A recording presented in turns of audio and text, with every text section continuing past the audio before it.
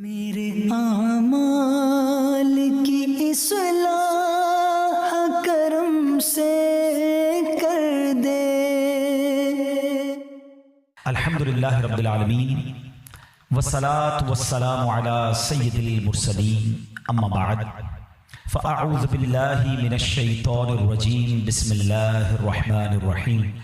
پڑھیے الصلاة والسلام علیک یا رسول اللہ وعلی آلک واصحابک یا حبیب اللہ، الصلاة والسلام علیک یا نبی اللہ وعلی آلک واصحابک یا نور اللہ۔ درود پاک پڑھنے کے بے شمار فضائل و برکات ہیں۔ ایک بڑا ہی امیزنگ، بڑا ہی خوبصورت واقعہ جو احادیث کی کتابوں میں ملتا ہے، اور جب بھی اس واقعے کو سنتے ہیں تو ایمان بھی تازہ ہو جاتا ہے۔ ماجرا کچھ یوں تھا، نبی پاک علیہ السلام کا دور ہے، اور ایک شخص جو شکاری تھا ایک ہرنی کا شکار کر کے پیارے آقا علیہ السلام کے سامنے سے گزرنے لگا۔ اللہ کے حبیب علیہ السلام کو رب نے بہت سارے کمالات اور بہت سارے معجزات سے نوازا تھا۔ وہ جب ہرنی کا شکاری ہرنی لے کر آقا علیہ السلام کی بارگاہ سے گزرنے لگا تو اللہ کریم نے اس ہرنی کو بولنے کی قوت عطا فرمائی، اور اس نے نبی پاک سے عرض کی، یا رسول اللہ صلی اللہ علیہ وسلم، میرے چھوٹے چھوٹے بچے، دودھ پیتے بچے ہیں اور وہ بھوکے ہیں، شکاری نے مجھے شکار کر لیا ہے، آپ اس سے کہیے کہ کچھ دیر کے لیے مجھے اجازت دے کہ میں اپنے بچوں کو دودھ پلاؤں اور اس کے بعد میں واپس آ جاؤں گی۔ اب یہ بڑی امیزنگ بات ہے کہ جانور بات کر رہا ہے اور آقا علیہ السلام اس کی بولی بھی سمجھ رہے ہیں، لیکن اس سے بڑی کمال کی بات یہ ہے کہ نبی پاک اسے جواب بھی عطا فرماتے ہیں اور فرماتے ہیں کہ اگر تم واپس نہ آئی تو کیا گارنٹی ہے؟ کیونکہ نارملی دنیا میں یہ ہوتا ہے کہ کوئی چیز شکار کر لی جائے، اسے چھوڑ دے تو وہ بھاگ جاتا ہے، جانور یا پرندہ واپس تو نہیں آتا۔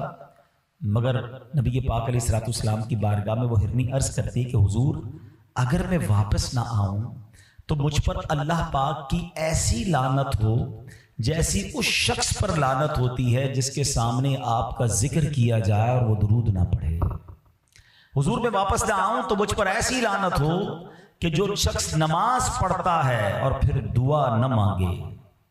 نبی پاک علیہ السلام نے اس شکاری سے کہا کہ اس ہرنی کو چھوڑ دو، یہ تھوڑی دیر بعد واپس آ جائے گی۔ پہلے ہی وہ شکاری حیران تھا کہ جانور میرا گفتگو ان سے کر رہا ہے، اس نے نبی پاک کو بھی پہچانا نہیں تھا، تو کہتا ہے کہ یہ واپس نہ آئی تو اس کی گارنٹی کیا؟ نبی پاک علیہ السلام نے فرمایا، میں ضمانت لیتا ہوں یہ ہرنی واپس آئے گی۔ اللہ اکبر! یہ ہرنی کو شکاری چھوڑ دیتا ہے، دوڑتی ہوئی پہاڑ کے پیچھے چلی جاتی ہے، اور تاریخ نے یہ منظر پہلی بار دیکھا ہوگا کہ وہی ہرنی تھوڑی دیر بعد اپنے بچوں کو دودھ پلا کر واپس آتی ہے، گویا آ کر پھر سرنڈر کر دیتی ہے۔ یہ اتنا ہی خوبصورت واقعہ، یہ انسیڈنٹ جاری ہے، مگر بات اور خوبصورت کیا ہو جاتی ہے کہ جبریل امین اب حاضر ہوتے ہیں اور نبی پاک علیہ السلام کی بارگاہ میں عرض کرتے ہیں کہ حضور، اللہ کریم آپ کو سلام ارشاد فرماتا ہے، اور ارشاد فرماتا ہے کہ میں آپ کی امت پر اس سے زیادہ مہربان ہوں جتنی ہرنی اپنی اولاد پر شفقت کرتی ہے۔ آپ کی امت کو آپ کی طرف اس طرح لوٹاؤں گا کہ جیسے یہ ہرنی آپ کی طرف لوٹ کر آئی ہے۔ میرے پیارے اسلامی بھائیوں، یقین کریں میں آج کچھ اور بیان نہ کروں، صرف اس ایک واقعے کے جزیات پر بیان کرتا جاؤں، خوبصورتی پر بات کرتا جاؤں، میسیجز پر بات کرتا جاؤں تو میرا بیان تو کمپلیٹ ہو جائے گا۔ چلیں ہم تھوڑا سا دوبارہ اس واقعے کے کچھ پوائنٹس چننے کی کوشش کرتے ہیں۔ فرسٹ آف آل، کمال مصطفیٰ صلی اللہ علیہ وسلم کے جانور نبی پاک سے گفتگو کر رہے ہیں، اور آقا جانوروں کی بولیاں بھی سمجھ رہے ہیں اور انہیں رپلائی بھی دے رہے ہیں۔ یہ اللہ نے کیسا کمال سرور کائنات علیہ السلام کو عطا فرمایا۔ دوسری بات، ایز اے گارنٹی اس ہرنی نے جو بات کی وہ بڑی یوں سمجھیے ہمارے لیے سبق آموز ہے کہ حضور، اگر میں واپس نہ آؤں تو مجھ پر ایسی لعنت ہو جیسی اس پر لعنت ہوتی ہے جس کے سامنے آپ کا ذکر کیا جائے اور آپ پر درود نہ پڑھے۔ یہ بڑی اہم بات ہے۔ نارملی ہم لوگ درود پاک پڑھنے کو بڑی فضیلت کی بات سمجھتے ہیں اور سمجھنا چاہیے، لیکن اس کو گرانٹڈ لے لیتے ہیں کہ پڑھ لیا تو ٹھیک ہے، نہیں پڑھا تو کوئی بات نہیں۔ ایسا نہیں ہے۔ بینگ اے مسلم، یہ ہم پر نبی پاک علیہ السلام کا حق ہے کہ امتی آقائے دو جہاں صلی اللہ تعالی علیہ وسلم پر درود پڑھے، اور اسپیشلی جب نبی پاک صلی اللہ تعالی علیہ وآلہ وسلم کا نام لیا جائے، آپ کے اور ہمارے سامنے جب آقا علیہ الصلوۃ والسلام کا نام لیا جائے تو تب درود ضرور پڑھنا چاہیے. تو اپنی عادت بنائیں کہ نبی پاک پر درود کثرت سے پڑھتے رہا کریں. اور دوسری بات جو اس نے کہی کہ حضور اگر میں واپس نہ آؤں تو ایسی لعنت جیسی اس پر ہوتی ہے کہ جو نماز پڑھے اور دعا نہ مانگے. یاد رہے کہ نماز کے بعد جو وقت ہے نا اسپیشلی وہ خاص قبولیت دعا کا وقت ہے. لیکن کچھ لوگوں کی عجیب عادت ہے، نماز پڑھیں گے دعا نہیں کریں گے بھاگ جائیں گے. حالانکہ رب کی رحمت دیکھیں دعا ایکچولی کیا ہے؟ اللہ سے مانگنا ہے نا. دنیا میں کس کو اچھا لگتا ہے کوئی مجھ سے مانگے اور بار بار مانگے؟ ہمیں تو مانگنے والا اچھا نہیں لگتا. کوئی ایک بار مانگ لے، کوئی دوست ہو قریبی ہو بندہ اس کی ہیلپ کر دیتا ہے، دوبارہ مانگے تو کہتا ہے پہلے تو دیا تھا اس کا کیا کیا، اور تیسری بار مانگے تو ہم کہتے ہیں اس کی تو عادت ہو گئی ہے مانگنے کی، چوتھی بار تو موبائل ہی نمبر ہی بلاک ہو جاتا ہے. یہ ہے دنیا والے. مگر رب کی شان دیکھو، جو نہیں مانگتا رب اس سے ناراض ہوتا ہے، اور جو جتنا مانگتا ہے اللہ اسے اتنا پسند کرتا ہے. کیسی شان کریمی ہے میرے مالک کی. قرآن میں اس نے فرمایا نا ادعونی استجب لکم، تم مجھ سے مانگو میں تمہیں عطا کروں گا. مگر ہم لوگ مانگنے میں ہی سستی کرتے ہیں، دعا مانگنے میں بھی کنجوسی کر رہے ہیں. حالانکہ الدعاء مخ العبادہ، حدیث پاک کے الفاظ ہیں دعا عبادت کا مغز ہے. تو پھر تو ہمیں کثرت سے دعا مانگنی چاہیے نا. تو پتہ چلا کہ دعا نہ مانگنے والے سے رب ناراض ہوتا ہے. اچھا پھر ایک اور کمال کی بات یہ ہے کہ اس ہرنی نے پیارے آقا علیہ الصلوۃ والسلام سے یہ نہیں عرض کی کہ حضور مجھے چھڑوا دیں، شکاری نے مجھے پکڑ لیا ہے. ماں چاہے جانور کی ماں ہو اس کو خیال اپنے بچوں کا ہی ہوتا ہے کہ حضور میرے بچے بھوکے ہیں، مجھے اجازت دلوائیں، میں اسے دودھ پلانا چاہتی ہوں. اور اب اگلی بات جو رب عز و جل نے ارشاد فرمایا کہ اے محبوب تمہارا رب تمہیں سلام ارشاد فرماتا ہے، اور یہ ارشاد فرماتا ہے کہ جیسے یہ ہرنی لوٹ کر آئی ہے رب فرماتا ہے تمہاری امت بھی تم پر لوٹا دوں گا. اس ہرنی کو اپنے بچوں سے جتنا پیار ہے رب تمہاری امت پر اس سے زیادہ بھی مہربان ہے. سبحان اللہ. یہ اتنی مہربانیاں ہم پر کیوں ہیں؟ کیونکہ امتی کس کے ہیں؟ وہ ہمارے نبی، ان کے ہم امتی. امتی تیری قسمت پہ لاکھوں سلام، میری خوش قسمتی میں تیرا امتی. یقین کریں یہ ہم پر کرم بالائے کرم ہوا ہے.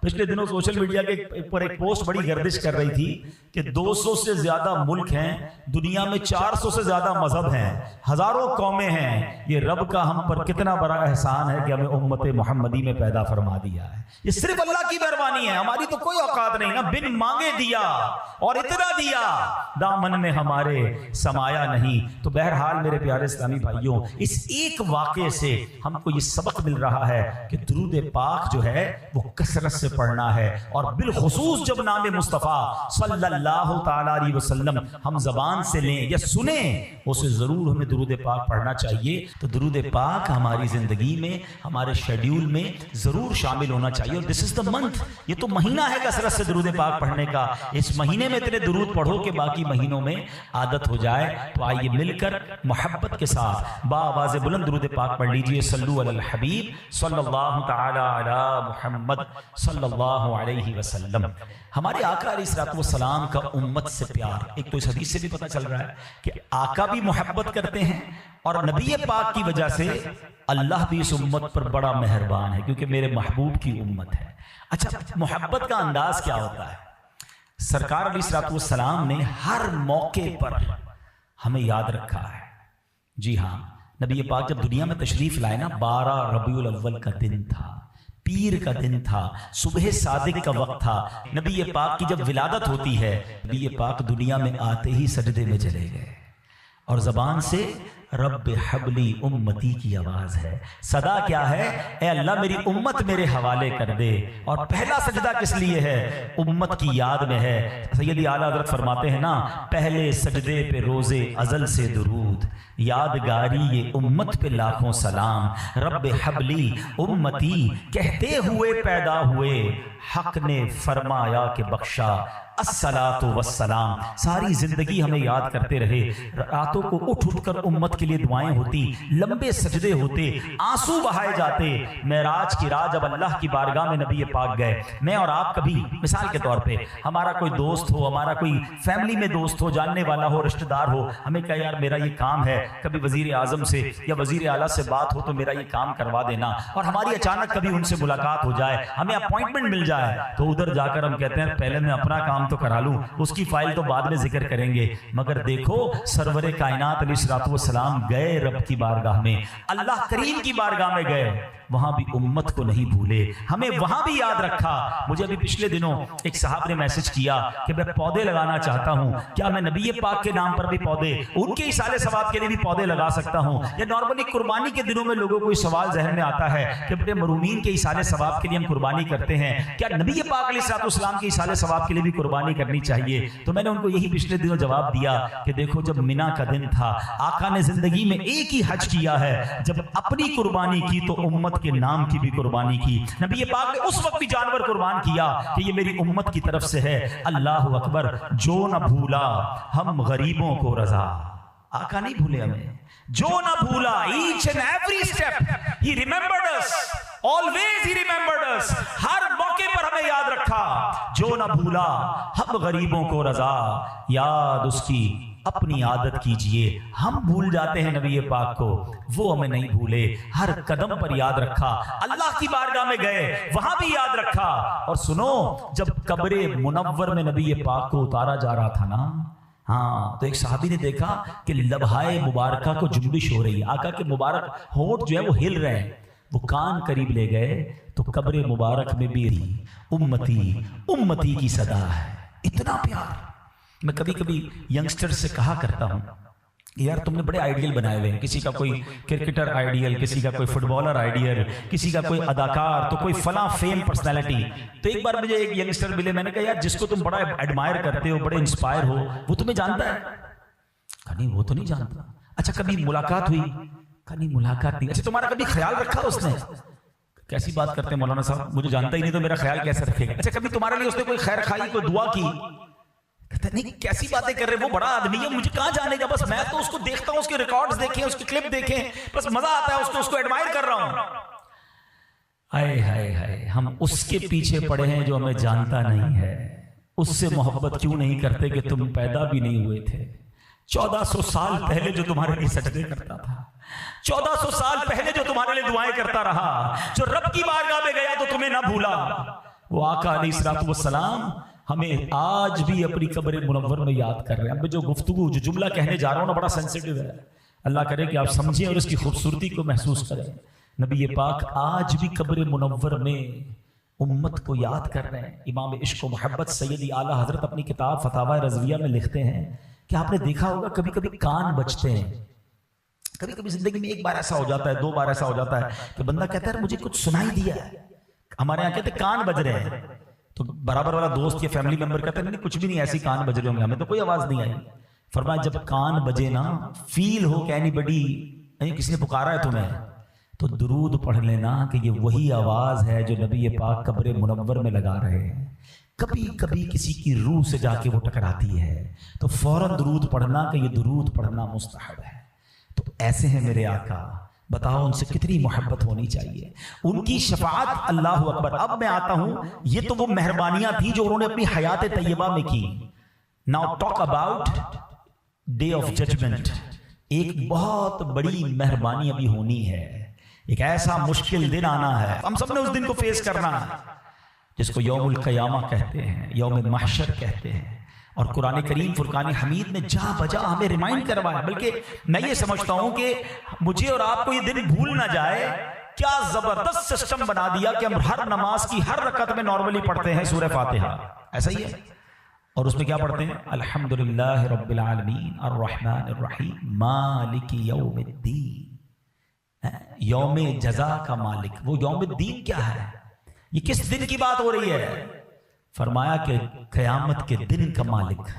हर नमाज में तुम्हें याद रहे कि एक दिन आना है, एक डे ऑफ जजमेंट है जिस दिन तुम्हें जवाब देना। और महशर का दिन कैसा होगा? इतनी सूरतें, اگر قرآن پڑھیں تو پتہ چلے نا کہ قرآن پاک میں تو باقاعدہ قیامت کے دن کا نقشہ سینیریو بتایا گیا. یعنی اگر بندہ غور سے قرآن پڑھے, اس کا ترجمہ تفسیر ذہن میں رکھے, تو اس کے سامنے ایسا لگے گا قیامت طاری ہو رہی ہے. قرآن سورہ قاریہ میں کیا کہتا ہے؟ بسم اللہ الرحمن الرحیم. القارعۃ ما القارعۃ وما ادراک ما القارعۃ. قارعہ کیا ہے؟ مفسرین کہتے ہیں یہ قیامت کا یہ ایک نام ہے, دل دہلانے والی. کیا وہ دل دہلانے والی؟ وما ادراک ما القارعہ, تم نے کیا جانا کیا ہے وہ دل دہلانے والی. اچھا, یہ قرآن کا بڑا خوبصورت سٹائل ہے, بہت پیارا اسلوب ہے. whenever Quran trying to emphasize something, قرآن جب یہ چاہتا ہے کہ لوگ غور سے سنیں تو قرآن پاک خود کوسچن کریٹ کرتا ہے. ایسا ہی اسلوب آپ کو ملتا ہے سورہ قدر میں. انا انزلناہ فی لیلۃ القدر وما ادراک ما لیلۃ القدر. تم نے کیا جانا لیلۃ القدر کیا ہے؟ پھر قرآن خود ہی بتاتا ہے لیلۃ القدر خیر من الف شہر. لیلۃ القدر 1000 مہینوں سے بہتر ہے. یہی اسلوب قرآن نے یہاں اپنایا. وما ادراک ما القارعہ, تم نے کیا جانا قارعہ کیا ہے. Now Quran defining what is قارعہ, what is day of judgment. قرآن خود بتاتا ہے. پہلے قرآن نے 2 آیتوں میں بتایا سینیریو کیا ہوگا, حالات کیا ہوں گے. قرآن فرماتا ہے یوم یکون الناس کالفراش المبثوث وَتَكُونُ الْجِبَالُ كَالْعِهْنِ الْمَنْفُوشِ. قرآن کہتا ہے اس دن لوگ ایسے ہوں گے جیسے پھیلے ہوئے پتنگے. یہ پتنگے کی مثال کیوں دی گئی؟ پتنگا آپ نے دیکھا ہوگا بارش میں چھوٹا سا کیڑے کی طرح, پرندے جیسا ہوتا ہے, چھوٹا سا مکھی کی طرح, کوئی ادھر جا رہا ہے کوئی ادھر جا رہا ہے. there is no dimension, ٹکراتے ہیں گر رہے ہیں, ٹکراتے ہیں گر رہے ہیں. قرآن کہتا ہے بندوں کو سمجھ نہیں آئے گی جانا کدھر ہے. کوئی ادھر بھاگ رہا ہوگا کوئی ادھر بھاگ رہا ہوگا, پتنگوں کی طرح لوگ بھاگ رہے ہوں گے, اتنا خوف ہوگا. اور وہ پہاڑ, ماؤنٹینز, رینجز ہے نا ماؤنٹینز کی, دنیا کی سب سے طاقتور چیز کہی جاتی ہے, بڑے بڑے ماؤنٹین, مگر وہ ماؤنٹین کا یہاں حال کیا ہوگا؟ وَتَكُونُ الْجِبَالُ كَالْعِهْنِ الْمَنْفُوشِ. قرآن کہتا ہے بڑے بڑے پہاڑ روئی کے گالے کی طرح اڑے ہوں گے. وہ مثال دی گئی دھنکی ہوئی اون کی طرح. آپ نے کبھی دیکھا ہوگا رضائی والا رضائی بناتا ہے تو اون اڑتی ہے, روئی اڑتی ہے. فرمایا جیسے وہ اون اڑتی ہے نا, ایسے پہاڑ اڑے ہوں گے. within 2 آیت قرآن ڈیفائن دا سینیریو. سمجھنا بات کو, اتنے خطرناک سینیریو میں کیفیت کیا ہوگی, دل کیسا دہلا ہوا ہوگا, ڈر کتنا ہوگا. ایگزامپل دیتا ہوں, اللہ نہ کرے کوئی بلاسٹ ہو جائے یا زلزلہ آ جائے, ہم میں سے کوئی بات کرنے جیسا ہوگا؟ اچھا اس سینیریو میں آپ سے کوئی حال کیا ہے, طبیعت کیسی, اچھا کاروبار بتاؤ, اچھا صبح سے شام تک کیا کیا. آپ کہیں گے بھائی ابھی تو ٹینشن اتنا بڑا دھماکہ ہوا, میرا تو دل دہل گیا, زلزلہ آیا, تیرے کو حساب کتاب کی پڑی. قرآن کہتا ہے ایسا سینیریو ہوگا, پہاڑ روئی کی طرح اڑ رہے ہوں گے, بندے بھاگ رہے ہوں گے پتنگوں کی طرح. ڈیورنگ دیٹ ایٹماسفیئر اب قرآن کہتا ہے سوال جواب ہوں گے. اس ایٹماسفیئر میں میزان عمل لگایا جائے گا. اور اس ایٹماسفیئر میں کیا ہوگا؟ آگے قرآن کہتا ہے فَأَمَّا مَنْ ثَقُلَتْ مَوَازِينُهُ, تولا جائے گا اعمال کو, اور جس کے نیکیوں والا پلڑا بھاری ہو گیا نا, فَهُوَ فِي عِيشَةٍ رَاضِيَةٍ, وہ مزے میں ہوگا, چین میں ہوگا, جنت کی نعمتوں میں ہوگا. اور آگے فرمایا وَأَمَّا مَنْ خَفَّتْ مَوَازِينُهُ, جس کی نیکیوں کا پلڑا ہلکا ہو گیا, فرمایا فَأُمُّهُ هَاوِيَةٌ, وہ تو بھڑکتی ہوئی آگ میں ہوگا. وما ادراک ما ہی, یہ حاویہ کیا؟ اگین پھر کوسچن. وہاں فرمایا وما ادراک ما القارعہ, یا قرآن خود سوال کر رہا ہے وما ادراک ما ہی, یہ ماہیہ کیا ہے؟ قرآن ڈیفائن کر رہا ہے نار حامیہ, بھڑکتی ہوئی شعلے مارتی ہوئی آگ ہوگی. یعنی پتہ یہ چلا خوف کا عالم, حساب کتاب, اور جس کی نیکیاں زیادہ وہ جنت میں, جس کی نیکیاں کم گنا زیادہ وہ جہنم کی آگ میں چلا جائے گا. اس طرح قرآن نے قیامت کو ڈیفائن کیا ہے. کبھی پڑھا ہم نے, کبھی ریئلائز کیا؟ ہم سب نے فیس کرنا ہے اس دن کو, اس کی تیاری. مثال دیتا ہوں, ہم میں سے کسی کا انٹرویو آ جائے, کسی کی کوئی آڈٹ رپورٹ کی کال آ جائے, ہمیں جناب کوئی کہے کہ جناب بڑا مشکل دن آپ پر آنے والا ہے, آپ کو فلاں ملک میں جانا ہے اور وہاں بڑی لمبی لائنیں ہیں. ہم کہتے ہیں یار کوئی راستہ بتاؤ, کوئی سہولت بتاؤ, کوئی پروٹوکول, کوئی کسی طرح آسانی سے کام ہو جائے. Source Is anybody discuss about the day of judgment کہ یار اس دن کیا آسانی ہو سکتی ہے, اس دن گرمی سے کیسے بچوں گا, اس دن سورج 1.25 میل پر ہوگا, حساب کتاب بھی ہوگا, اعمال بھی کھلیں گے, میری بچت کا راستہ کیا؟ جی ہاں, احادیث میں بچت کے راستے بھی بیان کیے, آسانیوں کے گیٹ پاس بھی نبی پاک نے بیان کیے. مگر کوئی اس پر غور بھی تو کرے نا کہ وہ کیسے ہوگا. आओ मैं आज आपको क़यामत कैसे तारी होगी उसके कुछ मनाजिर, बड़ी प्यारी किताब है, मैं मशवरा दूंगा। ज़ाहिर है बहुत सारी बातें थोड़े से बयान में नहीं हो सकती, मगर ये एक ऐसी हकीकत है जो होने वाली है, इसको ज़रूर पढ़ें। किताब का नाम है बहार शरीयत, हिस्सा अव्वल। इसके अंदर मुफ्ती अमजद अली आज़मी साहब ने जिस डिटेल में अहादीस के ज़रिए बयान किया कि क़यामत तारी कैसे होगी, उस दिन स्टेप बाय स्टेप क्या होगा, इसको ज़रूर पढ़ें, अपनी फैमिली को भी सुनाएं। मैं उसकी कुछ झलक आपको बताता हूँ, सुनिए। मुफ्ती साहब लिखते हैं कि क़यामत जब तारी होगी ना, अल्लाह ताला अगरचे मरने के बाद इंसान के जिस्म के अज्जा मुतफर्रिक हो गए होंगे, चूरा चूरा जिस्म तो खत्म हो जाता है, मुख्तलिफ जानवरों की ग़िज़ा बन गए होंगे, मगर अल्लाह तबारक व तआला उन सब अज्जा को जमा करके क़यामत के दिन उठाएगा। हशर सिर्फ रूह का नहीं है, याद रखिएगा, रूह और जिस्म दोनों का है। ऐसा नहीं कि सिर्फ रूहें उठेंगी, बल्कि जिस्म भी पूरे बनकर उठेंगे। क़यामत के दिन लोग अपनी कब्रों से बेलिबास नंगे पांव उठेंगे, कोई पैदल होगा, कोई सवार होगा, बास तन्हा सवार होंगे और किसी की सवारी पर 2-2, 3-3, 4-4 अफराद होंगे, किसी पर 10 होंगे। काफिर मुंह के बल चलता हुआ महशर के मैदान में आएगा, किसी को मलाइका घसीट कर ले जाएंगे और किसी को आग जमा करेगी। ये मैदान महशर कहाँ होगा? ये मुल्क शाम की सरजमीन पर होगा।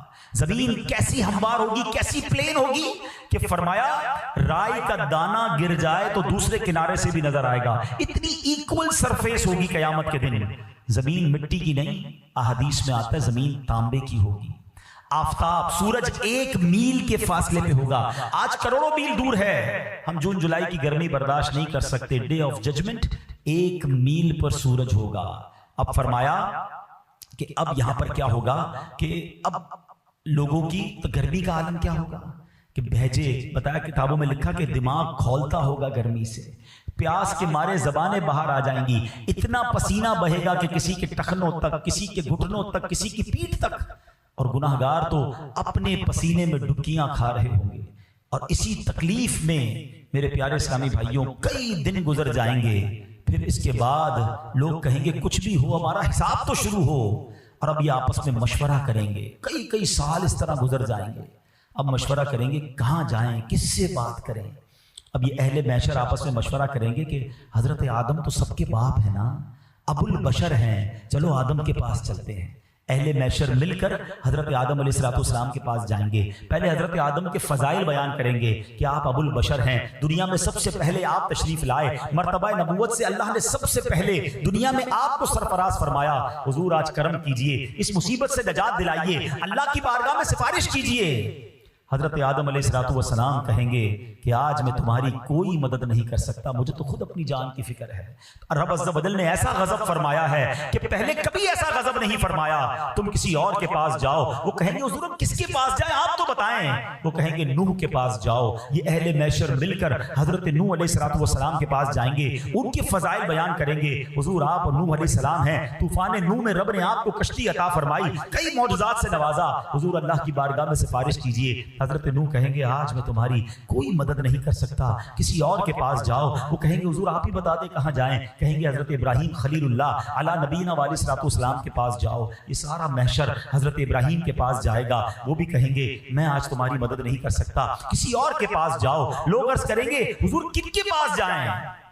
हजरत इब्राहीम क्या कहेंगे? वो कहेंगे कि तुम हजरत मूसा के पास जाओ। हजरत मूसा कहेंगे हजरत ईसा के पास जाओ। आखिर में हजरत ईसा अलैहिस्सलाम कहेंगे अगर जाना है तो जनाब रसूलुल्लाह के पास जाओ, आखिरी नबी अलैहिस्सलाम के पास जाओ, वही आज तुम्हारी मदद करेंगे, उन्हीं के हाथ में शफाअत रखी हुई है। अल्लाह अकबर। जब ये सारा महशर घूमते घूमते घूमते नबी पाक की बारगाह में पहुंचेगा, हुजूर के दरबार में आएगा, तो नबी पाक अलैहिस्सलाम मुतमईन होंगे। वो लोग कहेंगे हुजूर हमारी मदद फरमाइए, हम बड़े परेशान हैं। मेरे आका नहीं कहेंगे इज़हबू इला गैरी, सारे अंबिया क्या कहेंगे? इज़हबू इला गैरी, किसी और के पास जाओ। नबी पाक फरमाएंगे अना लहा अना साहिबुकुम, मैं हूं तुम्हारे लिए, आज मैं ही तुम्हारी शफाअत करूंगा। और फिर जब ये सारे लोग वहां पहुंचेंगे तो आका अलैहिस्सलाम रब की बारगाह में सजदा फरमाएंगे। मैं इस पूरे वाक़े को यहां रोकता हूं। There is one very relevant question कि ये सारे लोग जो हैं सब नबियों के पास क्यों जाएंगे?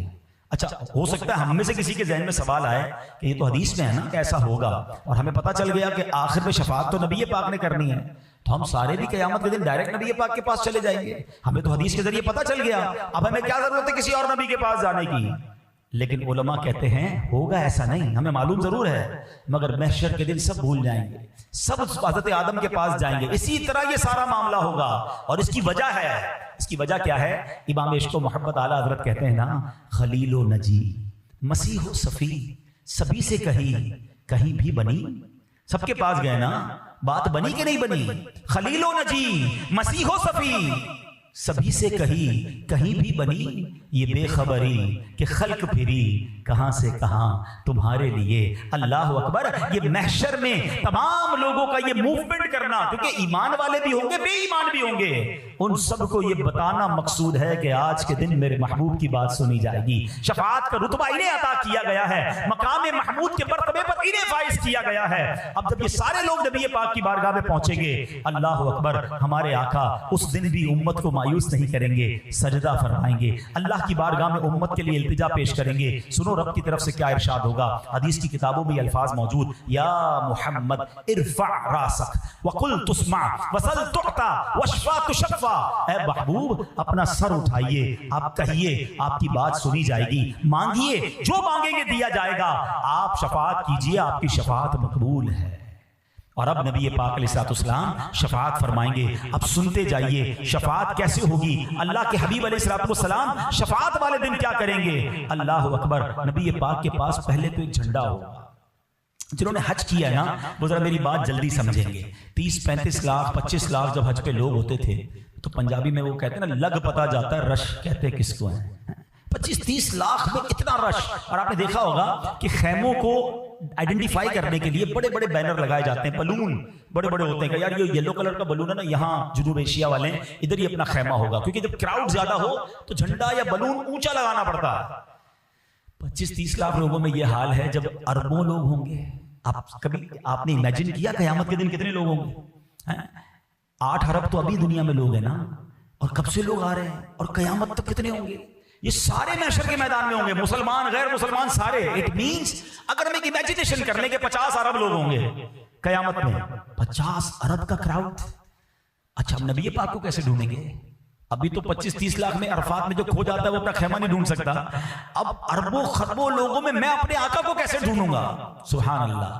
اب کیا خوبصورت انتظام کیا کہ حدیث میں آتا ہے میرے آقا فرماتے ہیں مجھے لواء الحمد عطا کیا جائے گا، مجھے ایک پرچم عطا کیا جائے گا۔ وہ پرچم کتنا بڑا ہوگا؟ فرمایا اس پرچم کی لمبائی کئی ہزار سال تک، اگر گھڑ سوار گھوڑا دوڑاتا رہے تو اتنا لمبا وہ پرچم ہوگا۔ اچھا وہ پرچم نبی پاک فرماتے ہیں اے علی تم ہی وہ واحد پہلے شخص ہو جس کو میں پرچم ہاتھ میں عطا کروں گا۔ مولا علی کی شان دیکھو کہ آقا اپنا وہ پرچم مولا علی کے ہاتھ میں عطا کریں گے۔ اے پرچم لگانے والوں تمہیں مبارک ہو، اے میلاد کا جھنڈا لگانے والوں تمہیں مبارک ہو، قیامت کے دن بھی آقا کی پہچان وہ پرچم ہی ہوگا۔ دور سے نظر آئے گا کہ دیکھو وہ پرچم ہے اور میرے آقا وہاں ہے، چلو وہاں چلتے ہیں۔ سبحان اللہ۔ اب آگے چلیے، نبی پاک علیہ السلام فرماتے ہیں کہ مجھے ایک اجازت دی گئی، ایک آفر کی گئی، حدیث کا خلاصہ ہے کہ یا تو شفاعت لے لو یا تمہاری آدھی امت کو بخش دیا جائے۔ آقا فرماتے ہیں میں نے شفاعت لے لی کیونکہ وہ زیادہ مسلمانوں کے لیے فائدہ مند ہے۔ سبحان اللہ۔ یعنی نبی پاک نے امت کے بارے میں کس قدر خیال فرمایا۔ آقا کیا فرماتے ہیں میری شفاعت میری امت میں ان کے لیے ہے جو کبیرہ گناہ والے ہیں۔ ایک اور جگہ نبی پاک فرماتے روئے زمین پر جتنے ٹھیلے اور پیڑ ہیں قیامت کے دن میں ان سب سے زیادہ آدمیوں کی شفاعت فرماؤں گا۔ ایسی شفاعت آقا کی، سبحان اللہ۔ پیارے آقا علیہ السلام کی امت سے پیار دیکھو، قیامت کے دن انبیاء کے لیے سونے کے ممبر ہوں گے، سونے کے ممبر ہوں گے، سارے انبیاء اپنے ممبر پر بیٹھیں گے، میں اپنے ممبر پر نہیں بیٹھوں گا، اور اس لیے میں نہیں بیٹھوں گا کہ اللہ کے حضور کھڑا رہوں گا اس ڈر سے کہ کہیں مجھے جنت میں نہ بھیج دیا جائے اور میری امت پیچھے رہ جائے۔ ہائے ہائے، ذرا سمجھ رہے ہو اس بات کو؟ میں اور آپ چاہیں گے کہ ہم جنت میں جلدی چلے جائیں، آقا فرما رہے مجھے یہ ڈر ہوگا کہ کہیں مجھے میرا رب جنت میں نہ بھیج دے اور میری امت پیچھے نہ رہ جائے. آقا فرماتے عرض کروں گا اے میرے رب میری امت. اللہ فرمائے گا اے محمد تیری کیا مرضی ہے, میں تیری امت کے ساتھ کیا کروں؟ عرض کروں گا اے میرے رب ان کا حساب جلد فرما دے, بس میں شفاعت کرتا رہوں گا یہاں تک کہ مجھے ان کی رہائی کی چھٹیاں ملیں گی جنہیں دوزخ میں بھیج چکے تھے. اللہ اکبر. یعنی نبی پاک اپنے امتیوں کو پہلے تو شفاعت فرمائیں گے, پھر جو جہنم میں چلے گئے ہوں گے انہیں بھی نکال کر جنت میں داخل فرمائیں گے. اللہ اکبر. ایسے مہربان آقا ہیں. ذرا غور کیجئے مولانا حسن رضا خان صاحب قیامت کے اس منظر کو, نبی پاک کی اس مہربانی کو اپنے کلام میں کس پیارے انداز میں بتاتے ہیں. کہتے ہیں عزیز بچے کو ماں جس طرح تلاش کرے. بچہ گم ہو جائے تو ماں کا کیا حال ہوتا ہے, بے قرار بے چین. کہتے ہیں نبی پاک کا حال یہی ہوگا قیامت کے دن بھی. عزیز بچے کو ماں جس طرح تلاش کرے, خدا گواہ یہی حال آپ کا ہوگا. ہزار جان فدا نرم نرم پاؤں سے پکار سن کے اسیروں کی دوڑتا ہوگا. آقا کبھی ادھر جائیں گے کبھی ادھر جائیں گے. ایک بار نبی پاک علیہ الصلوۃ والسلام سے ایک صحابی نے پوچھا حضور قیامت کے دن تو آپ کے قریب انبیاء ہوں گے, صدیقین ہوں گے, بڑے بڑے لوگ ہوں گے, ہم کہاں نہ آپ کو ڈھونڈیں گے, اور اگر آپ وہاں نہ ملے ہم پریشان ہو جائیں گے. سنو آقا نے یہ نہیں کہا کہ قیامت کے دن ایک بہت بڑا محل ہوگا, پروٹوکول سب سے زیادہ جہاں ہوگا میں تمہیں وہاں ملوں گا. سنو آقا نے اپنا پتہ اور ایڈریس کیا بتایا. نبی پاک فرماتے ہیں قیامت کا دن ہوگا تو مجھے حوض کوثر پر ڈھونڈ لینا, اپنے پیاسے امتیوں کو جام کوثر پلا رہا ہوں گا. حضور اگر حوض کوثر پر نہ ملیں تو فرمایا وہاں نہ ملوں تو میزان عمل پر ڈھونڈ لینا. میرے امتیوں کے جب پلڑے بھاری اور ہلکے ہو رہے ہوں گے نا, اعمال تولے جا رہے ہوں گے, میں ان کے اعمال بھاری کر رہا ہوں گا. حضور وہاں نہ پائیں, کہا وہاں نہ پاؤ تو پل صراط پر ڈھونڈ لینا, میں اپنے امتیوں کو رب سلم کی صدا لگا لگا کر پار کروا رہا ہوں گا. کہ حضور اگر وہاں نہ پائیں, فرمایا ان 3 جگہوں کے علاوہ تو مجھے کہیں اور نہیں پاؤ گے.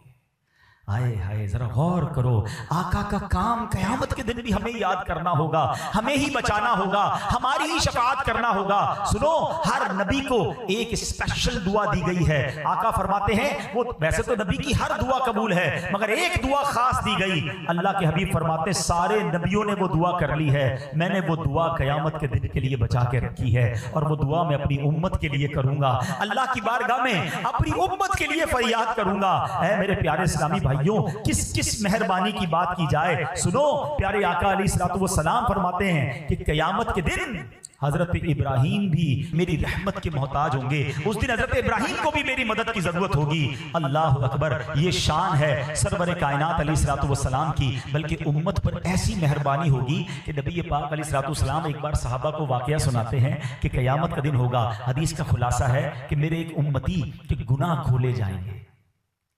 اچھا گناہ کھولے جائیں گے تو وہ ڈرنے لگے گا, لیکن اس کے چھوٹے چھوٹے صغیرہ گناہ کھولے جائیں گے. وہ ڈر رہا ہوگا کہ میرے تو بڑے بڑے کبیرہ گناہ بھی ہیں. اللہ کریم مہربان ہوگا اور فرمائے گا کہ میرے اس بندے کے جتنے گناہ ہیں سب نیکیوں سے بدل دیے جائیں, جتنے گناہ ہیں وہ کنورٹ کر دیے جائیں نیکیوں میں. بڑا خوش ہوگا اور پھر کہے گا یا اللہ میں نے تو وہ گناہ بھی کیا تھا, میرا وہ بڑا گناہ بھی باقی ہے, یا اللہ اسے بھی کھولا جائے تاکہ اس کا بھی مجھے اجر دے دیا جائے. اور یہ بیان کرتے کرتے نبی پاک اتنا مسکرائے کہ آپ کے مبارک دانت ظاہر ہو گئے. تو اے میرے پیارے اسلامی بھائیوں بات وہی ہے کہ آقا ہم پر بڑے مہربان ہیں. اپنی حیات طیبہ میں بھی ہمیں یاد رکھا, آج قبر میں بھی یاد رکھا, اور کل محشر میں بھی انہوں نے ہی ہماری شفاعت کرنی ہے. پھر بتاؤ ہمیں سب سے زیادہ پیار, سب سے زیادہ خیال, سب سے زیادہ رضا کس کی حاصل کرنی چاہیے؟ ہم اپنی زندگی میں ایکچول ٹارگٹ سے ہٹ جاتے ہیں. ہم اپنی لائف میں اپنے دوستوں, اپنی فیملی اور اپنی دیگر چیزوں میں اتنے انوالو ہو جاتے ہیں کہ ہم یہ بھول جاتے ہیں کہ کہیں نبی پاک تو ناراض نہیں ہو رہے, میرے لائف اسٹائل سے کہیں میرے آقا تو ناراض نہیں ہو رہے. امام عشق و محبت اعلیٰ حضرت نے ہمیں زندگی گزارنے کا ایک سلیقہ بتایا ہے, اور مسلمان کا زندگی کا طریقہ یہی ہونا چاہیے کہ وہ کہتے ہیں انہیں جانا, انہیں مانا, نہ رکھا غیر سے کام. پہلے ہمیں آقا کی رضا ٹارگٹ رکھنی ہے. ایسا نہ ہو کہ میرے فیملی فنکشنز, میرے دوستوں کی گیدرنگ, میری آؤٹنگز, میرا بزنس, میری ایٹیٹیوڈ ایسے تو نہیں کہ میں وہ جو کر رہا ہوں اور نبی پاک ناراض ہو جاتے ہیں, اللہ اور اس کے رسول ناراض ہو گئے تو مجھے قیامت کے دن اور کدھر جانا ہے. تو پلیز یہ میسج لے کر جائیں, اور یہی میرے اور آپ کے ایمان کا تقاضا بھی ہے کہ ہم سب سے زیادہ محبت کریں تو جناب رسول اللہ صلی اللہ علیہ وسلم سے کریں. اچھا دنیا کا بھی دستور ہے نا, جو میرا زیادہ خیال رکھتا ہے میں اس سے اتنا پیار کرتا ہوں, اتنا خیال رکھتا ہوں, اس کو ناراض نہ ہو اس بات کا مجھے فکر ہوتی ہے. تو نبی پاک سے زیادہ تو ہمارا خیال کرنے والا کوئی نہیں ہے نا، تو پھر ہم کیوں ان کی ناراضگی کی فکر نہ کریں؟ ان کی سنتوں پر جو عمل نہیں کرتا، جو نماز کی پابندی نہیں کرتا، جو سچے آقا کا امتی ہو کر جھوٹ بولتا ہے، جو پیارے آقا کی تعلیمات یہ ہے کہ حلال کماؤ اور حرام کماتا، تو پھر وہ غور کرے کہ میں زندگی کیسے گزار رہا ہوں۔ نبی پاک کو قیامت کے دن منہ بھی تو دکھانا ہے نا۔ تو بہرحال پیارے آقا سے محبت کا تقاضا یہ ہے، قیامت کے دن انہی کی تو شفاعت لینی ہے، تو ان کی رضا والی زندگی گزاری جائے، سنتوں کے مطابق زندگی گزاری جائے، نمازوں کی پابندی کی جائے، تو انشاءاللہ نبی پاک ضرور مہربان آقا قیامت کے دن ہماری شفاعت بھی کریں گے اور ہمیں اپنے ساتھ جنت میں لے جائیں گے۔ سنت کی بڑی اہمیت ہے، یاد رکھیے گا۔ آقا فرماتے ہیں فمن رغب عن سنتی فلیس منی، جس نے میری سنت سے منہ موڑا وہ ہم میں سے نہیں۔ اگر سنت کے بغیر زندگی گزرتی رہی اور آقا نے قیامت کے دن فرما دیا کہ میں نے تو کہا تھا جس نے سنت سے منہ موڑا وہ ہم سے نہیں، پھر ہم کہاں جائیں گے؟ تو ہمیں سنت کا دامن تھامنا ہے، زندگی سنت کے مطابق گزارے، اور سنت کے مطابق زندگی ڈیفیکلٹ نہیں کرتی، زندگی آسان ہو جاتی ہے اور برکت والی ہو جاتی ہے۔ تو الحمدللہ ایسی پیاری باتیں دعوت اسلامی کے ماحول میں سکھائی جاتی ہیں۔ ایسے بیانات آپ بار بار سنتے رہیں گے تو محبت رسول میں بھی اضافہ ہوگا، اور انشاءاللہ نیکیوں پر عمل کرنے کا جذبہ بھی بیدار ہوگا۔ اور یہ بیانات آپ مدری چینل پر بھی سن سکتے ہیں، تو مدری چینل زیادہ سے زیادہ دیکھتے رہا کریں، جب موقع ملے دعوت اسلامی کے مرکز فیضان مدینہ بھی تشریف لائیں۔ اللہ کریم عمل کی توفیق عطا فرمائے، آمین بجاہ النبی الامین صلی اللہ تعالی علیہ وسلم۔ صلو علی الحبیب صلی اللہ تعالی علی محمد صلی اللہ علیہ وسلم۔ الحمدللہ رب العالمین والصلاة والسلام علی سید الانبیاء والمرسلین۔ اللهم ربنا آتنا في الدنيا حسنة وفي الآخرة حسنة وقنا عذاب النار وقنا عذاب القبر وقنا عذاب الحشر وقنا حساب الميزان۔ اے رب کریم ہم سب کا جمع ہونا اپنی بارگاہ میں قبول فرما، ہمارے تمام صغیرہ کبیرہ گناہوں کو معاف فرما، ہماری ہمارے والدین کی، نبی پاک علیہ الصلوۃ والسلام کی ساری امت کی بخشش فرما۔ اے اللہ آج ہم نے قیامت کے دن کا منظر قرآن و حدیث کے ذریعے سنا ہے، اے اللہ محشر کے دن کی سختیوں سے بچانا، محشر کے دن کی گرمی سے بچانا، محشر کے دن کی پیاس سے بچانا، اس دن کی رسوائی سے بچانا۔ اے اللہ جن خوش نصیبوں کو تیرے عرش کا سایہ نصیب ہو، اے اللہ ان خوش نصیبوں میں ہم سب کو شامل فرما دے۔ اے کریم اس دن ہمارا نامہ اعمال ہمارے دائیں ہاتھ میں عطا ہو، نیکیوں کا پلڑا اپنے کرم سے بھاری فرما دینا، اور جو بلا حساب جنت میں داخل ہوں ان خوش نصیبوں میں ہمارا نام بھی لکھ دے، ہمارے ماں باپ کا نام بھی لکھ دے۔ اے کریم آقا کی ساری امت کی بخشش فرما، جتنے ہاتھ اٹھے ہیں تو نام بھی جانتا ہے اور سب کے کام بھی جانتا ہے۔ اے شفا دینے والے ہمارے بیماروں کو شفا عطا فرما، قرض داروں کے قرضے اتر جائیں، بے اولادوں کو نیک اور صالح اولاد عطا فرما، روٹھوں کو منا دے، بچھڑوں کو ملا دے۔